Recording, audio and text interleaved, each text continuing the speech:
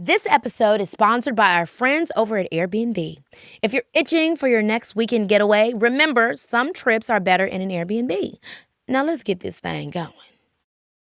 It was literally like a movie when everything goes sounds like boom. There were no lyrics running through my head, so I don't know how I sang that song because I did not remember. And there were pyrotechnics going off and confetti. And I remember just thinking my whole entire life has just changed. Yeah, I love God, but I know how to get down. Yes. And y'all know how to get down, but I ain't trying to hurt nobody. Exactly.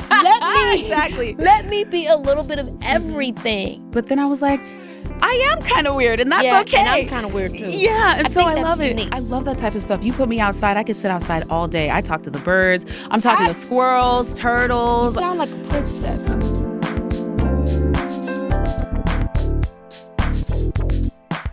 Today, we are talking to Jordin Sparks. And I'm excited to talk to her because she, like me, we've been in the industry for a long time. Mm-hmm. And one of the things when you've been in the industry for a long time is that you go in and out of being trendy. Oh, yeah. And that's something I don't think people often understand. And that's not something that I think you should chase. I think the most important thing about any career, any passion is just the longevity, the opportunity to be able to do it. And so I want to talk to her about what that means to her, how she continues to find excitement and ways to evolve outside of sometimes the industry's limitations. Yeah. But first I want to take it back to the beginning because obviously everybody was obsessed with American Idol at the time that she was on. Yes. And it's funny because I think she and I both did American Juniors. Yes. Before she became age for American Idol. So I remember watching her on American Idol. What did you think? Do you remember watching her on American Idol? Yeah, I thought she was really good. Yeah, she could sing. I thought she was really good, pretty and everything. I thought that she made it down to like pretty far. I don't know what number she was when she got out. But I know she had a lot of the young fans. Yeah, for sure. On the year she was on, I know she was probably the youngest or one of the youngest. Yeah. And I mean, after that, I feel like her career was really, really pushed and encouraged. Like, I feel like she had a lot of song with Chris Brown. That No Air song is still a hit to this day. Everybody, how you know water so deep? How you gonna bring it down, babe? It gets me excited now thinking about it. It was just such a great perfect, singer, timeless song. But it was kind of like, I feel like with Jordin Sparks, it was a similar thing with Leona Lewis. Especially coming out of those shows where it's like everybody's like, loves you, loves you, loves you, loves you, loves you. And then it's like something happens. I'm excited to hear her perspective of what happened was. And she probably could tell you too. Yeah, like what changed. She probably could tell you in the moment, like, when I didn't record this song. Or when I Now, what do you mean by that? Talking about industry politics? Yeah, it's real, you know? A lot of times a record label will have a certain song for you and you just feel like, I don't really want to do that song, and then they cut you off. And what does cut you off mean? That means they stop, sending songs to you. They stop investing. They stop paying for the studio time. It's pretty much like you were a disobedient child, and they will fix you by not giving you songs. Now, I don't know if that happened with her. For sure. But it does happen. Yeah, you're saying what is the difference that happens when people are suddenly all excited? And not even just the public, but the people in the industry, they're so excited. And then something then all of a sudden changes. I don't know that. I think a lot of times it has to be political at that point. It's not like she all of a sudden stopped being talented. Right. You know what I mean? Well, I read Kelly Clarkson. I read an article on her as she was saying is that, she was coming out of American Idol and they wanted her to sing all these, certain type of love songs or whatever. And she said she wanted to sing something different. Sure. And they were like, no, just don't break it if it's not broken. And she just said in her mind, in her heart, she wasn't singing the songs that she thought she should be singing. She was evolving into something else and they wanted to keep her there. And so she had problems with her label. I also think those shows, like they have you in all these ironclad contracts. And if there's an opportunity for you to make it more fitting, then that also brings problems. Like I remember those early on deals were pretty, I don't know if they've changed, but were pretty intense when it came to some of these competition shows. Yeah. What do you think about them when you think of them now? Like back in the day, I think we loved them. Like, people still love them. Right. But how has your thoughts about them changed? You know what? I think if they truly make stars is what I'm saying, I guess. Yeah. I think they do. Yeah, they do and they can. Yeah, I think they do and they can. I think if you look at Kelly Clarkson and you also look at that's back in the day. Yeah, that's the earlier. That's before I was even in the industry. So this is like before I was now. That's what I mean. Okay. What do you think of them now? Because back in the day it was Kelly. Kelly. Whatever happened to Clay real quick? I don't know what happened to Clay. I think he went back to teaching or something. He went back to teaching. I just remember. But I feel like who was the other one though? Carrie Underwood. Carrie Underwood is huge. She's probably the biggest. She's huge. What she be singing? I'm driving, I see no fun. She be ready before NFL. Yeah, you is crazy. Now let me tell you something. Those legs on Carrie, and I mean this with all due respect. There's nothing weird I'm saying about it. As a woman, I need those legs. Okay, you could tell she must be just cycling or something. Mama come out there, all she gonna give you is those legs real quick. But they're strong. I love her for that. You are crazy. I'm a girl's girl. I'm looking at. Yeah, so okay. Back then, when those days, yes, I thought American Idol definitely had the potential to make a star. What do you think now happened? Today? What I think happened with the shows or the industry? I know what I think happened. You can go first. Okay, and be real because I'm about to go deep with mine. What's the question? Are you asking me why do they no longer quote unquote make stars? Why are those shows no longer giving us a Fantasia Barrino, giving us a Kelly Clarkson, giving us a Jordin Sparks? Because those people can upload their stuff to YouTube and they can do their own thing. You don't have to go through a TV show. You know what I think it is? What? Those shows are no longer about that. Maybe they were at one time, but I feel like those shows are now about the judges. I feel like they're now just about, and this is no disrespect to the shows, but I think they've just turned the page to a different way for it to exist, where it's not necessarily about the people becoming a star, quote unquote, but it's about the mentorship. Yeah. It's about them having the opportunity to be on television and sing these songs. It's almost like a high class karaoke moment, where it's more so about rooting on your person. Like that's John James that lives on the corner. He may never have a record, but I love seeing him on that show. Now you know what, you're right about that. You are definitely right about that, because when American Idol first came on, we didn't know who the hell Simon was. We didn't know who the hell Randy was. About finding a star. They showed us Randy with Journey, and so we were like, oh, well, he's a real musician. But we really didn't know him. That's right. And the only one we did know was Paula Abdul, but she hadn't been in the spotlight for a while. So we were happy to see her again. And then she was sandwiched in between these two men. The star is the show. Yeah. They do tours with the ensemble cast. Right. American Idol, I feel, is the star. The show, The Voice, that is the star. Yeah. It's not no longer, to me, about the talent anymore. It's not really. It's about maintaining the allure of being a part of that show, as opposed to coming and you. And I'll be honest, for talent. Time has changed. Right. Back in the day when we had American Idol, when we had America's Next Top Model, on the lowest of keys, they were showing you a little bit of what it was like to become America's Next Top Model and to become the American Idol, and it wasn't pretty. Yeah. And people got tired of seeing that too. Y'all love that show, American Top Model. But when you look back at it now, it was a little too severe, and unfortunately, that's. Sometimes I think it was like the seeing behind the curtain and seeing that, wait a minute, maybe it's a little bit hard to become American. Maybe it's a little bit cruel or grueling. And I think it's the same thing with American Idol. They're not showing that. They're not being real with like that. Ruben Studdard. Like, he won, and everybody was saying, oh, he's the new Luther. But he didn't really want to be Luther. He wanted to be Ruben. I'm sorry for 2004. I ain't gonna mess up no more. You remember Ruben in that hit? Yeah, he was trying to, he was young. But, that's the thing on that show. They had him singing older songs and stuff. But why isn't, those shows are still on. American Idol is still on, The Voice is on. So you're saying those shows are still on because they showcase the it's about judges, fun. It's about family. It's about family fun. But experience. It's not about finding the next Michael Jackson. I just don't think it's about what it takes to get there. Right. If you look back at the old episodes, and if you look back at television and reality television at that time, a lot of the things that people were saying won't fly now. America's Next Top Model, you need to lose 40 pounds. On American Idol, you can't sing as good as you think. Like, they were going deep on those people. And what has happened is that we got a bunch of people who can't sing that's making $1 million. And we got a bunch of women with the BB, what do you call that? The fake booties, and what does they call it? BB. Sharon. You got a bunch of them that's, they making their money. I'm not mad at them. Y'all know what I'm talking about. They got fake ass, fake titties, and they look great. They're modeling on Instagram, and they making their money. They doing that what is that the stuff where you go on and pay to watch them? OnlyFans. OnlyFans, yeah. They doing all that stuff, and I'm not mad at them. They being entrepreneurs. On and go to watch them. Pay on there and go to watch them is crazy. All I'm saying is they don't have a super thin bodies.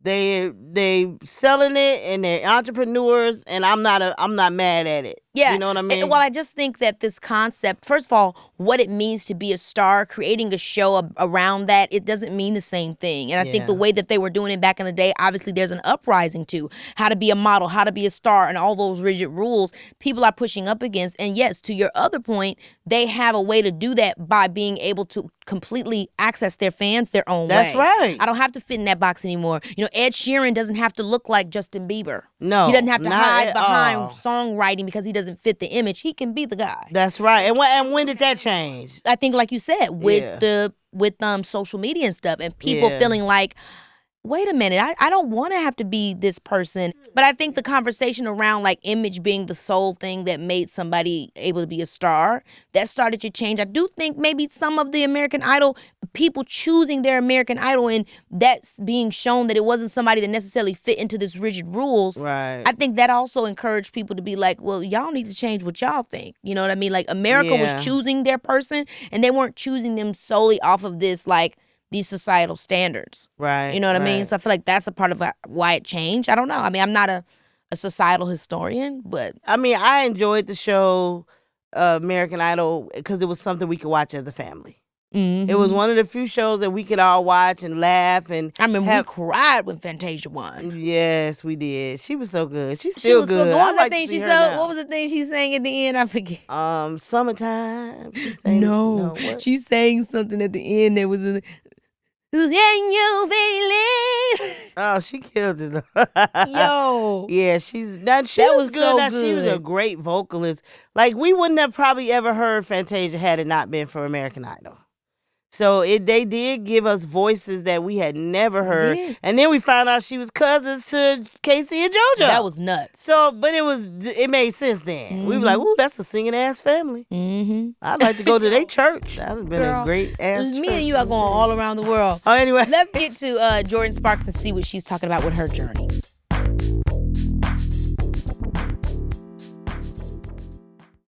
All right, y'all, let's get into some vacation math for a hot second. Okay, so let's say we got 4 best friends who are all in desperate need of a reset and maybe a multi-day girlfriends marathon. To me, the solution is simple. A last-minute girls trip and an Airbnb, baby. Sometimes you just don't want to be cramped up in a room trying to get your rest and relaxation on. Trust me, some trips are just better in an Airbnb. Take my 30th birthday, for example. I just wanted to spend quality time with my girlies, and instead of us having to squeeze into a teeny tiny hotel room, we were able to book a local guest favorites listing that had a backyard, okay, listen closely, jacuzzi, and enough room for us all to sit back and get our Gab Fest on. Talk about an amazing birthday present. And the best part? The privacy. You know us Virgos need some peace and quiet every once in a while. And with Airbnb, I can make sure I am booking a place far away from prying eyes. So go ahead, book that last minute getaway and make some memories. Your friends will thank you later. Baby, this is Keke. I have been a fan of this woman for years, ever since she won American Idol. Okay, she's given us iconic hits. She's acted in films, television, Broadway, and she's even been nominated for a couple Grammys. Get into it. Now, she's put out a new album called No Restrictions, her first album in almost 10 years. And she's hosting a new Max Original competition series called Roller Jam. Jordin Sparks, thank you so much for being here today. Now, I need you to know, I used to always tell people this, and I don't think I ever told you this. Mm-hmm. Whenever I was in New York, I would always hear dun-dun-dum, dum-dum, dun-dun-dum, dun-dum, dum. Girl, that was the time thing. That was my jam. Thank you. But you've made so many jams that I've lived for.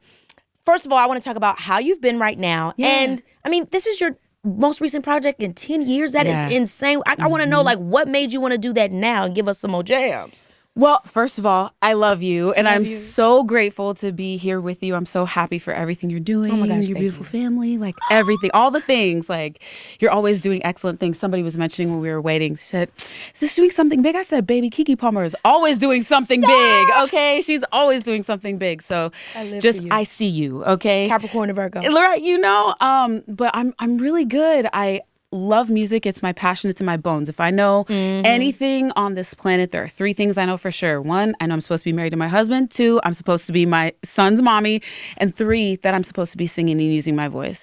So if everything else shakes, I know I have those 3 things. And it wasn't for lack of trying to put music out over the last 9 years, but I had to live life. Life just happens. And even though it got frustrating at times not being able to put the music out, whether I wasn't ready or I didn't think the music was ready, I was really allowed to live my life and experience so much that gave me the opportunity to be able to write and be able to experience a lot to put into my music. So all the songs that you hear are deeply personal, or I've either have somebody in like close proximity that's either gone through it or I've had a conversation about it. But yeah, I'm also one of those people that it has to be right. Yeah. And so if I was doubting it a little bit, I was like, it's not the right time. So I definitely relate to everything you're saying, a part of timing, and sometimes you just have to experience things, especially as an artist. What am I writing about? What am I talking about? Yeah. Where's the emotion coming from? And I think with people like us, when we start so young and everybody's like, oh, this is who you are, which sometimes it could be a little bit right, but then at some point you outgrow it. Yeah, and you can't tell me, and now I need to figure it out and all that other good stuff, which is perseverance. And that's a lot about what I want to talk to you about, having been able to do this for so long and still find love in it. But before we get into that, let's go back to the beginning. Okay, now the beginning. I want to get to American Idol, obviously. You auditioned in 2006, right? Now, what inspired you to audition then, and how old were you? I was 16 years old when I auditioned, but I loved the show. I had been watching it from the first season. And so when it was 2006, I was 16, and that was the age you had to be to audition. And I was more excited to audition for that than to get my driver's license, to be completely honest. I know that's right. I was like, I can audition for this show.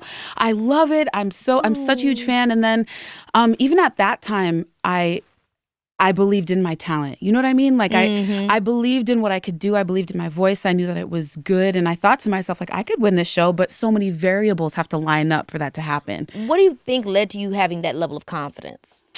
I would say my parents, for sure. I'm pretty sure all of that starts at home. My parents always encouraged me to get back up if I fell, and always to try. Me and my brother as well, we're both just very strong-willed people, and both my parents are. So I think we definitely got it from there. And I think I feel kind of innately, now that I'm older and looking back, I can see it. I've innately always just had this inner compass, like, no, I'm going to go this way. Yeah. And I've known from a very young age that I wanted to do music and I was going to be a singer. I didn't know how. Yeah. But I knew that's what I was going to do. So it was plan A or plan A. I know that's right. Literally, and pushing through. I mean, and you did that because you didn't even make it initially past that first round. Right. But then you came back again, auditioned in Seattle, and then you eventually went on to win. Yes. And a lot of people don't know that part. It was through the same season. I auditioned here in LA. I love that. Woke up at 2 a.m., was in the line, the whole thing. And I got down there and sang, and the woman who was at the table said, okay, thanks. And I said, well, is there any advice you can give me? She's like, no, we're not allowed to. And I was like, all right. And so I just left and was like, well, I'm not going to stop singing. So I went back to Arizona, did a localized competition called Arizona Idol with the Fox affiliate at that time. Yeah. And I won that. And that's what got me sent to Seattle. And then I auditioned there. And that's how I got my ticket. And I love that you said you asked that lady, because I'm the same way. I want to know how I can get better. Yes. But she didn't tell you. Now, knowing what you're talking about in terms of the different variables, what would you guess it was that made you be the person that win? What are the different variables, if you could guess, that allowed you to get through? I think it has to do with a lot of things. I mean, I was so young, so I feel like I wasn't taking the judges' comments like how somebody at 25 would take it, or even myself now. Like, I wasn't wondering if there was an ulterior meaning behind what they were saying. I took it kind of at face value. Like, Simon was like, I didn't like that. Okay. Now we move on to next week. You know what I mean? Literally. Or, Simon, I appreciate it because he always gave me something to work on, like we were just talking about. But I think there's no set blueprint. If I knew, I would tell people that I knew. And I feel the same way. That's why I asked you, because I always try to tell people, whether it's auditioning or whether it's in music in this industry, there are so many different variables, too many to even count. It could be stuff on the surface. It could be political. Somebody don't like your manager. Exactly. It could be, they just changed the heads, and now the person that wanted you there isn't there anymore. It could be anything, but it is important to remember that it's not personal. Yeah, and I like how you put that, because at the end of the day, all I can do is focus on what I do know, not what I don't know. And I think that was also a different mindset I had, even at a young age. I mean, my dad played football in the NFL. My mom played sports. And so we have a friendly competition, like not to crazy levels. But at home, we were very, competitive and like, hey, there's always going to be somebody else. So you have to, show up. And so when I got to Idol, I wasn't really worried about anybody else. Like, I know I was competing against them, and but with yourself. I was worried about being better the next week. Like, how good am I going to be next week against how I was last week?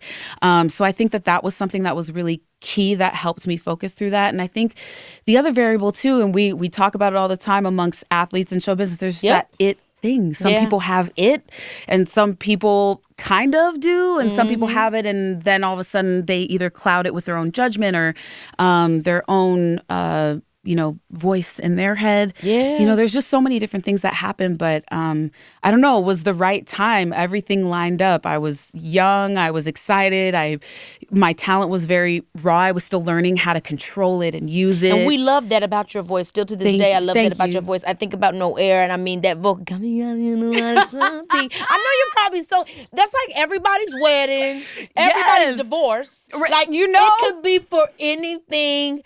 So before I get to your hits, I want to go back. You win American Idol. What's on your mind? How are you thinking about music? You're thrusted into the music industry. What is that first year? Was it 2006 you won, and then 2007 you were doing it? So I auditioned 2006, and then 2007 was when I won in May. Okay. And so right after that, it was, I had to fly to New York, do all the TV shows in the morning. Woo! I was like, it was just a whirlwind. And as a kid, you're not really thinking about it. Like, I was exhausted, but you just keep going.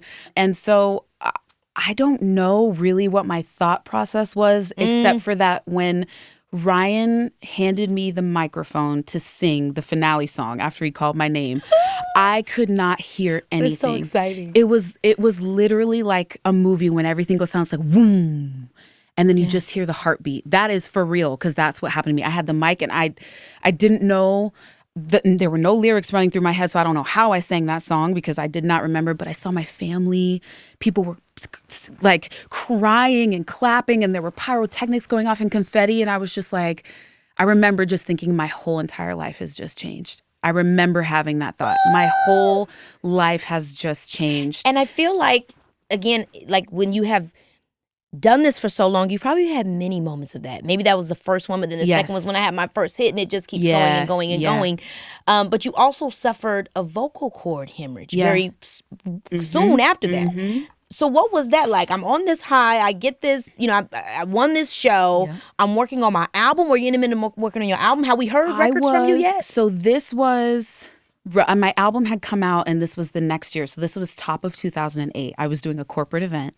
So what were the songs that were out at the time? So Tattoo was out. Tattoo. I'm pretty sure No Air had just come out in February, and then it might have been March-ish, and I was supposed to start prepping for a tour with Alicia Keys. It was my first tour that I was doing, and I was doing a corporate event, and I was doing sound check, and I went to sing, and all of a sudden it just felt like there was a cap on my voice. Like, I know where I can go and how it feels in my body to push and have it come out. Well, my stomach is literally turning thinking of it, because as a singer, that is the worst nightmare. Yes. Not being able to sing? Yes. Oh, no. And I was like, that's odd. And I was just like, okay, maybe I'm tired and my voice, maybe it's laryngitis, maybe it's all the traveling. And I called the ENT that was out there, the ear, nose, and throat doctor, and I went and saw him, and he was like, you cannot sing anymore right now. And I was like, what are you talking about? And he was like, I'm not your official doctor. Go back to LA and get checked out. So I saw the one out here, and he was like, you have basically blown up your vocal cord. My left vocal cord had hemorrhage. So I had this picture of it. And is that the same thing as having nodules, or is it like a nodule that's bursted? It's like a nodule that burst. So it was. So you were singing all good like that, even with the nodule on there. Yeah. So I've always. Damn, that's amazing. I've always had them. Like, my voice has always kind of had like a little smoke to it, but I had never ever been singing and performing as much as I had been. Normally it was like one song at church, or one song at at school, or one song at a little local competition or karaoke. But doing all these songs, like, I didn't have the stamina for that. Like, I had to learn through the fire pretty much. Yeah. And he told me that, and I wept, and he was like, can't be weeping either. That's not very good for your vocal cords. voice. And I was like, oh, what am I supposed to do? So I had to go on a month of vocal rest. And as you can see, I don't have a hard time talking. I really like doing it. Similarly to you, it's just a good time. I get it. I've had moments like this too. Yes. And I had to do vocal rest. And so all I could do was like text or write things. And I actually missed the first week of tour. I missed the very first week. Oh, Shika, you got a record up there. I missed the very first week of the tour that I was supposed to open. And I was so sad because I didn't really get rehearsal. I didn't get rehearsal for it. And then it was already confirmed. I was already on the bill. Like, I couldn't just not show up. And so the first time I sang after vocal rest was on my first show at Alicia. And I just remember walking out and going, please let my voice come out. Like, let it work, because I wasn't allowed to like test it. Yeah. So it was really crazy, but I'm grateful. I learned from that, and I started changing a whole bunch of things. And like now now at this point, I know the feeling in my body if my voice is starting to get too tired or if I don't have enough rest. Sleep is like the most important thing. How did that impact your career at that time? Because obviously you're on top of the world. Yeah. We got Tattoo. Yeah. We got No Air. Yeah. I mean, there's a massive hit with the biggest male pop star at the time as well. Yeah. You have this hemorrhage happen. Does it affect your mind a little bit, or does it affect your relationships in the industry and some of your responsibilities? Right. I mean, I think the biggest part was the mental aspect just for that moment in time. Once I got on the tour and started singing and it worked, I was like, okay, I'm good. Like, we'll be okay. But there wasn't a lot of things going on that like I had to cancel that were super major, except for that first week. But the thing that was crazy was somehow the media learned about it. And it was on like page 6 or something like that. Page 6 finds out everything. Yeah, like, she will never sing again. They know where your grandma's buried. Yeah, exactly. And I was just like, I'll never sing again, because I was still trying to figure out what I was going through. And so they said that, and then that kind of blew up and went everywhere. And I was like, now all these people are thinking I'll never sing again. Like, what? And so that mentally was strange, especially because I just started. And so I was just like, oh no, this is not about to stop me right now. I just got here, you know? Exactly. So I had my moments of feeling bad for myself for a second, and then I got it together and was like, I have all this other stuff that I have to do that I can prove that that's not going to happen. So I'm one of those people, like, please doubt me. Yes. Please. Yeah. Please do. Well, that's that Capricorn ambition. You know, that Earth sign. We love that, because that just means I'm going to come back around and you're not going to see me coming. Exactly. Baby, this is Keke Palmer, yeah. So thanks to my lovely friends over at Audible, I've been sharing my favorite titles with you month after month to give you an idea of what's hot in the world of audiobooks. But this month, I got something special I want to share with y'all. My latest memoir, Master of Me. It's debuting this month on November 19th, and I cannot wait for y'all to check it out. It's all about how I've learned to embrace every part of who I am, the good, the bad, and everything in between. See, growing up in this industry is easy to get caught up in trying to be what everyone else wants you to be. But I'm here to tell you the key to true fulfillment, for me, has been learning to be the master of my own self. And Master of Me, I get real about my struggles with mental health, identity, and finding the confidence to show up as my full, unapologetic self. And you know what they say? There's more to imagine when you listen. As an Audible member, you can choose one title a month to keep from their entire catalog.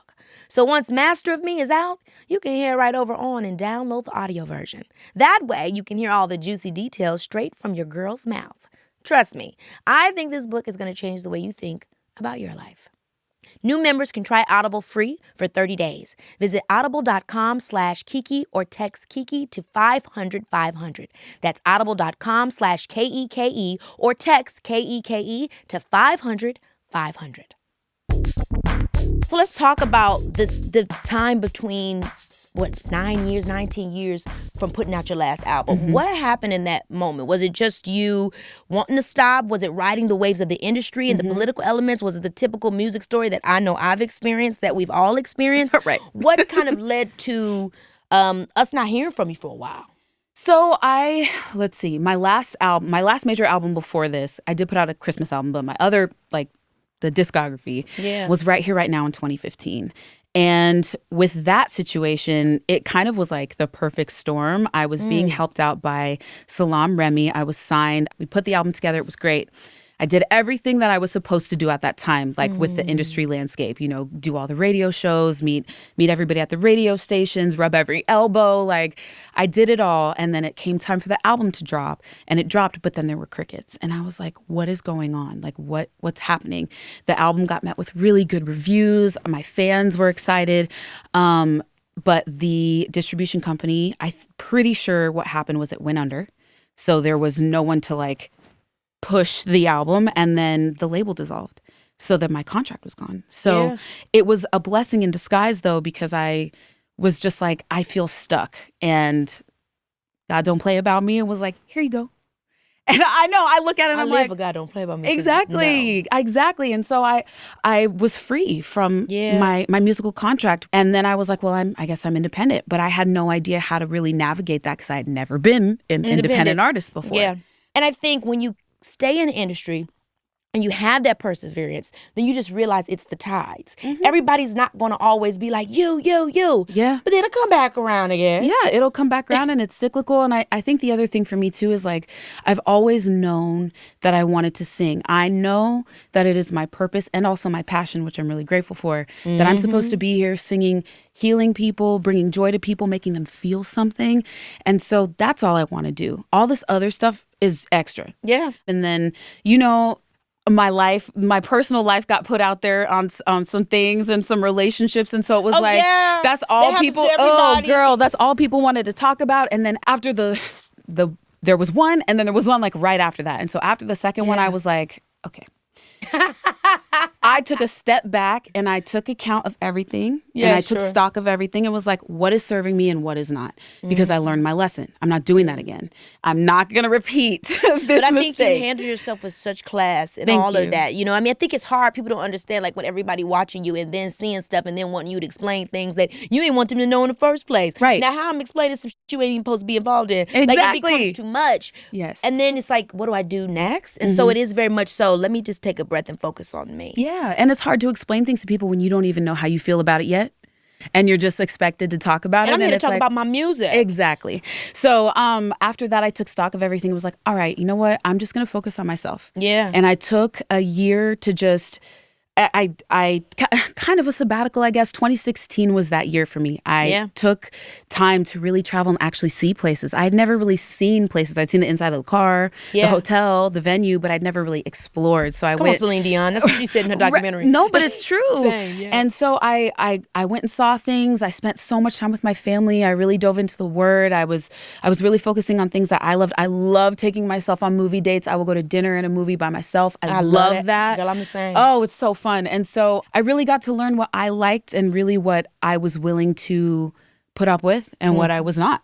And my boundaries and really working on those things. So once I did that, unexpectedly, knock, knock, knock, my husband knocks on the door. Dana. I mean, he wasn't my husband then, but yeah, Dana knocks on the door, and he literally showed up at my front door. That is the first time we met, was at my front door. Wait a minute, how did he show up at your front door? So, okay, side story. I had a charity for about 10 years, and every year we would do our big events around the Super Bowl. And we would do it a few days before all the big parties would come in, so we would shine a light on organizations that were making a difference in the community, in the city's community. And the last year that we did it was in Houston in 2017. And we went to this organization called Forge for Families. You guys, it's an amazing organization in the Third Ward for kids, and it's educational and sports, and it's a safe place for kids to go to. So we met the directors, and it was Bridget and Dana Thomas, so his parents, but he wasn't even there. She like showed me a picture, was like, these are my kids. I was like, oh, great. And then we focused on what we were doing. Yeah. About a month later, my mom reaches out and was like, hey, Bridget's wondering if she could give Dana your number so you can talk to him about Hollywood, because I had talked to some of the girls there, and she was in the room. He ain't want no damn Hollywood. No, he was trying to pursue modeling. Okay. He was trying to pursue modeling, and I was not. Like, my mom had tried to set me up on dates and the whole thing. And I was like, Mom, I'm not ready for this. I do not want to do this right now. Please don't. Do you feel like, quick side note, do you feel like with your image that it was hard for people to really get to know you as you because of the perception of, I'm Jordin Sparks? Was that a difficulty that you felt with people connecting with you? Yes. You know, and then they're seeing your relationship. Like, was that just kind of hard for them to break through that image? I think yes, for a while. Especially because we met you so young. I mean, relate to that. Yes. You know, for a while, it was people only saw me in that space. And I saw myself in that space because I hadn't grown yet. There was a lot of things I hadn't experienced and learned. And then there was that time in my mid-20s where I was just kind of like fighting against it. Like, why do they keep only seeing me as this little girl? But then I was like, well, I guess that's where I was in a lot of people's minds. That makes sense. And then now I've shifted to the place where I had to let that go. Yeah, I really relate to that, yes, Jordin. I really had to do. let that go. Because it's like, it was me, and that is me, and that's a part of me, but I need to keep the pace of how that evolves. Yes. And just like everybody in their life does, that's not doing it in front of the public eye, we all know who we are and what we want to do as kids. But then as we grow up and we evolve, we have to figure out how to put that into action without all these voices. Exactly. Telling us how to do it. It can be difficult, you know what I mean? Especially when it comes to the stories you want to tell in music or whatever it is. It's like, well, just give me a minute. Let me cook. My frontal lobe is still coming into forefront. Yeah, let me just like mix it all together, okay? It's got to simmer. Let it simmer. Yeah. But that was definitely an interesting time. And like the rub against my spirit was like, I want to be able to be free and do this, but I just feel like so many people won't allow me to. And then I realized I don't need their permission. I don't need their permission, and it's just been a really freeing process. I would say that sounds like no restrictions. Exactly. With the music, I feel like you can feel that freedom in my voice, and I wasn't really paying attention to anything on the radio. I just started listening to like Spotify and stuff again during 2020. I stopped listening to everything.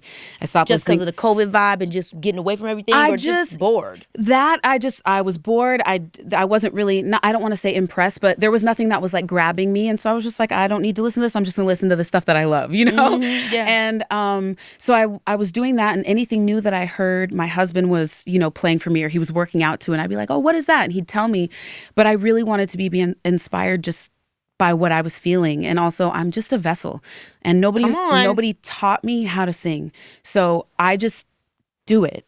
And it's really this.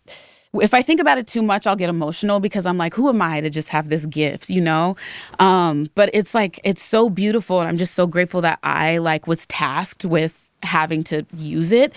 And I'm just grateful that I had that time. COVID, I really fell back in love with music again because I had been so jaded before. And I was like, I don't have to go anywhere. Like, I can stay at home. I'd never stayed at home before.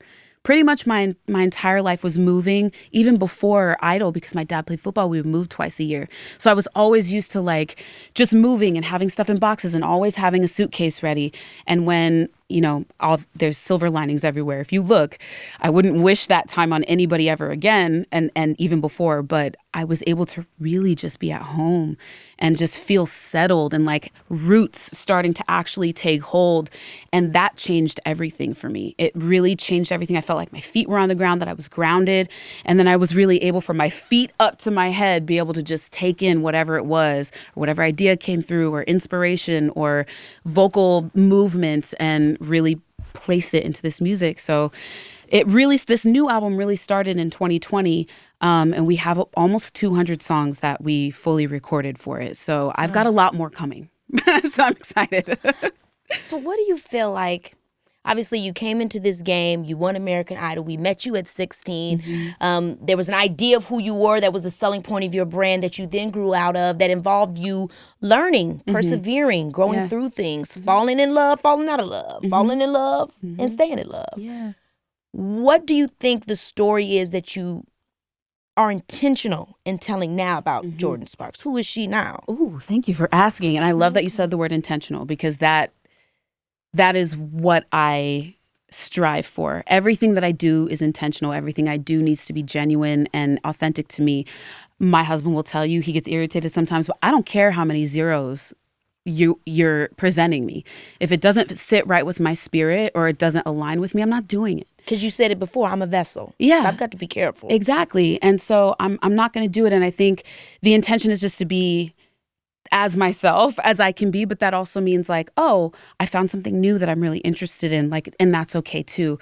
All of those versions of myself, there's the American Idol Jordin, there's the Broadway Jordin, there's the Sparkle Jordin that people know, there's Right Here, Right Now, Battlefield, the Christmas album. We all have so many versions of ourselves. I love that you're saying, and I feel like we both have had that same experience where when we're so young and we're being so refined, people commodify this idea of us that could partly be us, but it cuts off every other version of us.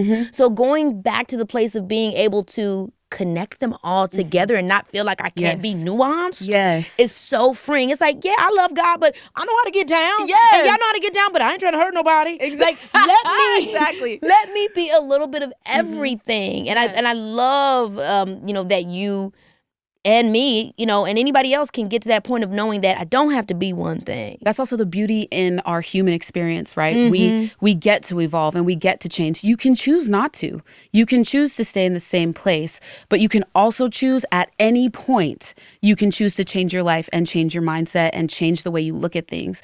And that was really powerful to really kind of like chew on and really digest. I've heard it before, but it really hit me in the last couple years. And I was like, I don't have to put up with that. I can cut this off. I can choose this. I can choose that. And I choose peace, girl. Okay, peace. That's right. Peace. I just want to come out and sing and do what I need to do. And I want to go home to my family and just chill. Yeah, this is my job. Yes. Yeah. I want to go home to my family and chill. Although when I am on stage, that's where everything makes sense. When I'm singing, like everything feels right in the world. And to be able to look at somebody from the stage and see that what's happening is connecting, or that it's like you see it through, like it's I just got goosebumps. You can't see it on my feathers, but I got goosebumps. I relate to that so much. Yes, you that know, exchange. as a performer, yes. That exchange is so special. Yes, it's really very, is. very special. And especially when you realize like it's such a responsibility and it can be heavy, but it can be so beautiful too, because we're all just trying to make it. Yeah, we are. As humans, we are all just trying to make it through this life. And if I can, if whatever it is that I have can help somebody else, I'm going to do it. But that's what I'm telling you. Like I told you before, that one step at a time. I know it's like a chill little ditty bop, but when you really get into the lyrics of that song, it's telling you a step at a time. Yes. There's no need to rush. Like you got it's like this. learning to fly or falling in love. Yes. I really love that. I'm telling you, it got me through some stuff. Thank you. Like, so it's so true and embedded in the work that you do. I'm very happy about No Restrictions. Thank you. Another thing I want to ask you about and talk to you about, because you spoke about it at a time that I don't think as many people were talking about it, especially in our age group. Sure. People talk about it now more, but weight loss, fitness, just over awareness of how we show up with ourselves. Sure.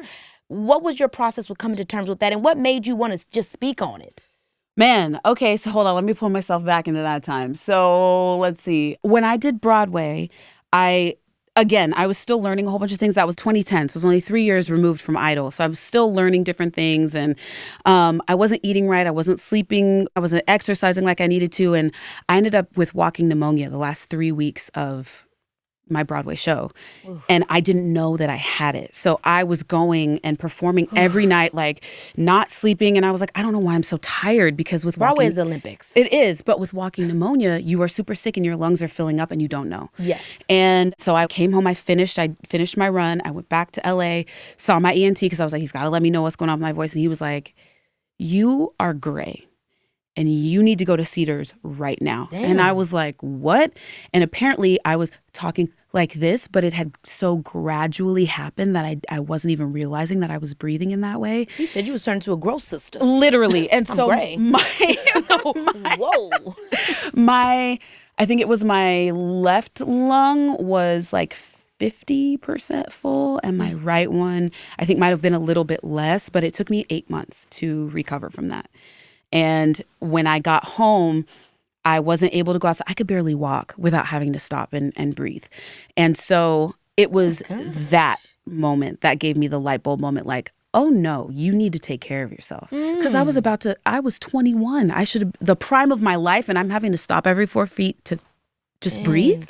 So it was in that moment, once I felt healthy and like the stuff cleared, I still had to recover to get my lungs back up to capacity and stamina, but that's when I started working out. It started with walking. Arizona has a lot of lovely trails, so I was grateful to do that. So I started walking in the morning and then started doing a little bit more. And then I started, adding weights and learning, because I didn't know a lot, but I tried to do what I could. And then I found this dance fitness group called Census Out, which my auntie, she teaches.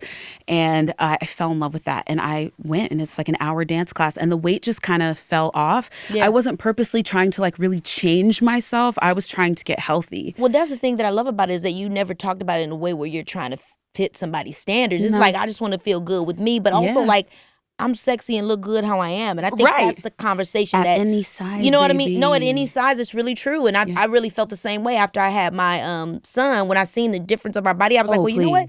Instead of me resisting this, oh, you embraced it. Oh, you know I did, girl. I said, because what's what we got to do? We got to love ourselves at every single size. Yes. And I think that, you know, it's so cool to me now that we're in an era where I think people are starting to talk about it more. Obviously, we still have some crazy beauty standards. Sure. But we're in a time now where people are like, back up, because we'll cut you. Yes, exactly. But that changed everything for me. And then I think also just growing up. So it was a fact of like losing my baby fat at the same time as that started. And so it looked really drastic. And when I look back on it now, like I can definitely see that. So it was crazy. But I'm glad people are more at the forefront of talking about their health or like what they need. Like it's so important to just ask yourself what you need and then just find whoever you can and be like, how can you help me with this? Or do you know how I can, you know, not take over, but how do I work out? How do I do this? Or what's a better thing to eat or alternative, things like that. So it's been very intriguing. And the last 10 years of my life, I've actually gone completely natural and holistic.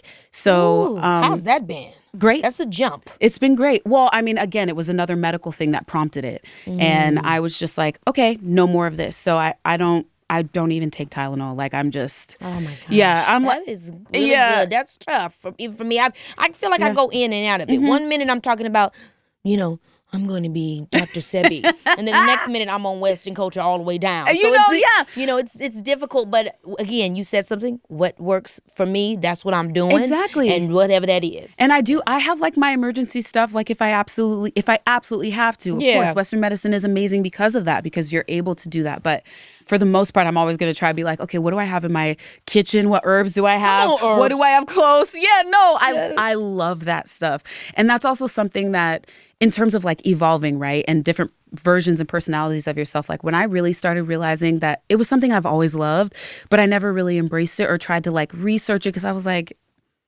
are people going to think I'm weird? But then I was like, I am kind of weird, and that's okay. And I'm kind of weird too. Yeah, and so I love it. Unique. Yeah, so I love that type of stuff. You put me outside, I could sit outside all day. I talk to the birds. I'm talking to squirrels, turtles. You sound like a princess. Literally, call me Coco Brown, not Snow White. Coco Brown. Thank you. Well, Jordan, I could talk to you all day. This conversation has been amazing. Yes. I've loved sharing this space with you. Thank you for taking the time to see me. Thank you. Now, before you go, I do always play a game with my guests. So I'm ready. I would love to play one with you called Quickies with Keke. Okay. And basically, I'm going to list off this or that style choices, and you tell me which one you like better. I'm so bad at these games. Okay. Okay, covering a classic or debuting a new song? You kill every classic. I gotta say classic. Definitely classic. Yeah. Family or career? I already know the answer. Family. Period. Hosting or acting? Oh, that's a hard one. Hosting, because that's like the space I'm in right now. I'm about to say, how excited are you about roller jams? I am stoked. I'm so stoked. So when we've been in the industry as long as we have, there's not a lot of firsts anymore. And so this was my first time hosting a show and being on that side of the judging table. So I'm grateful. But it was really a beautiful thing. I had so much fun. And it started with watching Ryan when I was on Idol. So wait a minute, what's the vibe and how does it, what's happening? Okay, so Roller Jam is the first of its kind for skating competition style series. What? So we have the 10 best skate crews in the country that are coming to compete for a $150,000 cash prize and a $10,000 donation to their local rink. So not only y'all gotta have some people from Atlanta on the show. Yeah, we do. Yes, we do, girl. We do. They skate down over yes, there. We do. We have Vegas, we have Atlanta, we have Kansas City, we have Texas, we have a few people from here in Cali. So it's spread out from all over. But it's really, really good. It's Chip and Joanna Gaines's brainchild, and they're absolutely amazing. You know, Fixer Up, we love it. And they called me and said, hey, would you be interested in doing something like this? I said, I would love to do something like this. Johnny Weir is a judge. Terrell Ferguson, who is known as the King of Skates in Venice Beach, he's a judge. And then we had guest judges. So we had Michelle Williams. We had Peppa from Salt and Peppa. We had Debbie Gibson, Maureen McCormick, Maria Ann Winokur. I think I'm missing one.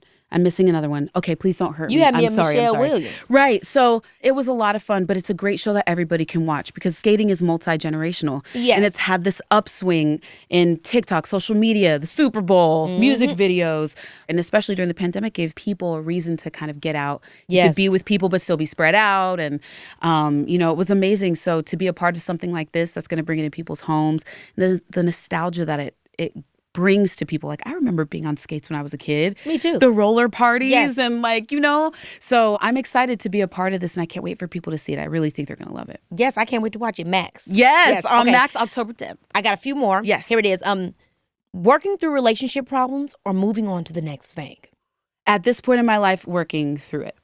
Okay, last one. Simon Cowell or Paula Abdul? Oh, no! Yeah, Paula. I did that to you. Period, Paula, because who don't want to... Straight up, let's go. Okay, Let's do go. you want to be forever? Okay, and then this is one personal last question before I let you go. I'm so sorry. No, don't apologize. I can sit here all day. With one of my most beloved people in the world, Whitney Houston. Yes.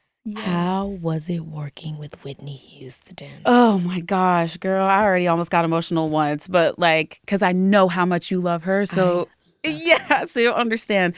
You know how sometimes the phrase is don't meet the people that you love because you just never know how they're going to be. She was everything you thought she would be and more. She was the consummate professional. She didn't play about us either. Like, sometimes they love to pit women together in all the industries. And so people might have thought that, she might not have wanted to even talk to us or whatever. It was not the case. She put all three of us on her shoulders. And if there was anything we ever needed, she was like the first person to be like, they need something. That red dress that I wore when I had it initially, the finale dress, it was kind of like open right here. And I was like, I really have to wear this dress. Like, I have to wear it. It's beautiful. But it was too open. And I said, is there any way that we can, put beads on this dress so that I can work for them? Because I think they thought it was too open. But I loved the dress and there really wasn't another option. And the pictures, there's a picture of me and Whitney like talking in that scene. And that was her asking me like what I was feeling and what I was thinking about the dress and like how I felt about it. And it was so lovely to be heard in that situation because I was like, I don't know what to do here. It was my first role. And she was just so protective. We called her Mama Whitney. She was our mama bear. Mama Whitney! Mama Whitney. And then in the mornings, we would all be in the trailer, right? So we had the long hair makeup trailer, and then there was like a separate room on the side, which was hers. She would come in. She would open the door, the sliding door, and she'd go, "Are my babies good this morning?" And we'd be like, "Yes, Mama." She'd go, "God is good." And we go all the time. And that's how we started our days. And she just...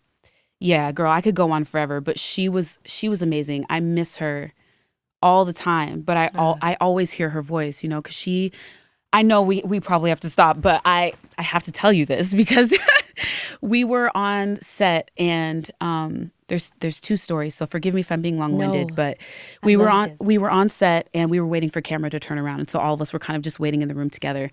And she loved to play gospel music, so she started playing a song, and it was this Kirk Franklin song that I loved. And there was this big part where this voice just started soaring, and I was sitting there, and I was like, man, I wish I could do that. And she said, "You can do that." And I was like, oh, like I just was not expecting her to do that. And she was like, "You can do that. Don't ever tell yourself that you can't." And I was like, "Yes, ma'am." And then she was like, "You know who that is, right?" And I was like, "No." Tamla Mann was also in the film. She was right next to her. I said, "I didn't know that was you." So it was this whole crazy moment. But I'll never forget that. So when I hear her voice, that's what I hear. Don't ever tell yourself that you can't. Because she looked right at my soul when she said that. And I needed to hear that. I was only 21 at the time. And then the other one with Sparkle was the finale. It took 3 days to shoot that finale scene. The dress was like 20 pounds. It was so heavy. I was exhausted. And we were shooting the scene where it was from the audience's perspective. So it was empty. And I was out there. And so it was basically just me and the cameras. And it was just on me. And we were at the Fox Theater. And all of a sudden I see a door open at the top. And I'm like, there's a silhouette. And I didn't pay attention for a second. And then I look back over and she's just walking down the stairs. It's Whitney. It's her day off. She's not even supposed to be on set, or doesn't have to be if she doesn't want to be. And she walked down and she sat down in the audience. And I remember just sitting there like, look, okay, here it comes. Man, I was so grateful because I was just like, I doubted myself. I was sitting there. I was like, it's my first role. And I was like, I don't know if I'm actually doing this or if they're just telling me that I'm doing good. So she sat down there, we finished. She was like, "Come here." And we walked to the end, or I walked to the stage, and she walks up and she takes my face in her hands. She's like, "You are perfect. You are everything that we could have wanted for this role. And we're so happy that you're here." And I just broke down in tears and fell, and she like, it was like another movie moment, but that was the type of woman that she was. And she stood on who she was no matter what happened in the past. She was like, and that was inspiring too. Like, you can be so many things again. And so, yeah, she was amazing. And I'm so happy that I got the opportunity to get to work with her, because that was... Girl, I'm so happy that you shared that story. I didn't mean to make you cry. I'm sorry. I didn't mean to make you cry. Because but people need that. And I know what you're talking about when you're on set and there's nobody out there and you don't have any support. Mm-hmm. And you know what I mean? Like, your family might be there or whatever, but it's not the same thing. Yeah. When you don't know if you're doing what you need to be. And when you have another actor, someone that's iconic, that comes out there and they're like, I got you. Yeah. It really means a lot. Yes. So, a blessing that you got to work with her and have that moment. Those are unforgettable things. Yes. And I take that with me too. So now we're at the point where it's our turn. Amen. It's our turn to do that. That's right. And we have to do that, especially if we want things to change in this industry and to be safer spaces. We have to provide those spaces for those people and to encourage them or to gently guide them like, hey, maybe you should work on this. Not cruel. We don't need to be cruel to make someone better, you know? Anyway, girl, I could really talk to you forever. Girl. Can I come back? Let's do another round. And I feel like you need to give me some type of holistic DIY type thing. Oh, I'm with it. That's what we need to do next. We can start with teas. Teas are my favorite. Yes. Let's go. Come on, start with Capricorn, Virgo. I love you. I love you. Jordin is such a bright light and has so much passion in everything she does. I mean, I've known her for a long time, and every time I've seen her, I felt nothing but good vibes. I think what Jordin's taught me is that there's nothing wrong with being a little competitive and enjoying the games we play in life, whether that's in music or roller dancing or whatever else. As long as we're okay with losing sometimes, competition isn't a bad thing. Let that sink in. And I'll catch y'all next time because you know it's your girl. Baby, this is Keke